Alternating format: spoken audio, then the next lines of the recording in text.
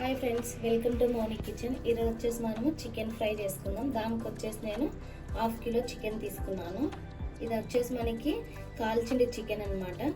So friends, మనం అయితే కడాయి పెట్టేసుకున్నాము. కడాయి పెట్టేసుకొని ఇప్పుడు వచ్చేసి 1 టేబుల్ స్పూన్ ఆయిల్ వేస్తున్నా. ఫ్రై కాబట్టి కొద్దిగా ఆయిల్ ఎక్కువ పడుతుంది అనమాట.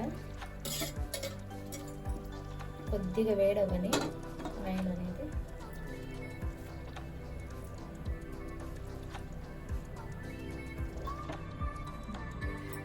జీలకర్ర ఆవాలు వేస్తున్నా. నెక్స్ట్ వచ్చేసి పచ్చిమిర్చి ఒక 3 ఇలా చీల్చి వేసుకుంటున్నా. ఇది కొద్దిగా ఫ్రై అయిన తర్వాత చికెన్ వేసేస్తున్నాం. అయితే పచ్చిమిర్చి అనేది మనకి వేగిపోయింది. ఇప్పుడు చికెన్ వేసుకున్నాం.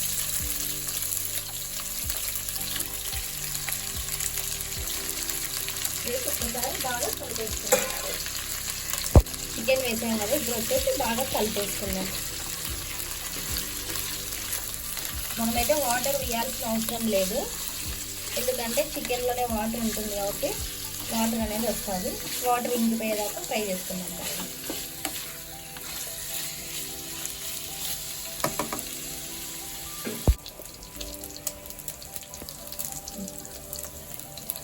సో ఫ్రెండ్స్, ఇప్పుడైతే మనకి బాగా వేగిపోయింది అనమాట. ఇప్పుడు వచ్చేసి నేను ఒక పెద్ద ఆనియన్ కట్ చేసి చిన్నగా కట్ చేసి వేసుకుంటున్నా. ఒక టమాటా మంచిగా మాగిలేదు, చిన్న టమాటా చిన్న ముక్కలుగా వేసి వేసేసాను. నెక్స్ట్ పసుపు వేసుకున్నాం. రుచికి సరిపడా సాల్ట్, రుచికి సరిపడా సాల్ట్ వేసుకోండి. మరైనా చూసి వేసుకోవచ్చు.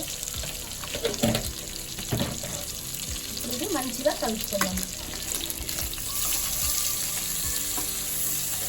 మనం టమాటాలు ఆనియన్స్ ముందుగా వేయడం వల్ల మెత్తగా అయిపోయి పేస్ట్ లాగా అయిపోతాయి అన్నమాట చికెన్తో పాటు వేస్తే.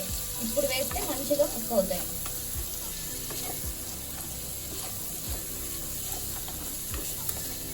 ఇప్పుడు వచ్చేసి మూత పెట్టేద్దాం. ఇప్పుడు మూత పెట్టేసి ఒక 5 నిమిషాలు బాగా ఉడకనిద్దాం. సో ఫ్రెండ్స్, ఇప్పుడైతే మూత తీసుకొని మనము 1 టేబుల్ స్పూన్ అల్లం వెల్లుల్లి పేస్ట్ వేసుకుందాం. వేసాం కదా, బాగా కలుపుకుందాం.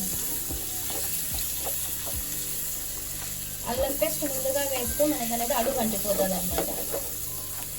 సో ఫ్రెండ్స్, మనకైతే బాగా ఫ్రై అయిపోయింది అన్నమాట. ఇప్పుడు వచ్చేసి కారం వేస్తున్నాం. 1½ స్పూన్ వేస్తున్నా. చిన్నది మరి స్పూన్ కాబట్టి 1½ స్పూన్ వేస్తున్నాం. నెక్స్ట్ వచ్చేసి చికెన్ మసాలా కొద్దిగా,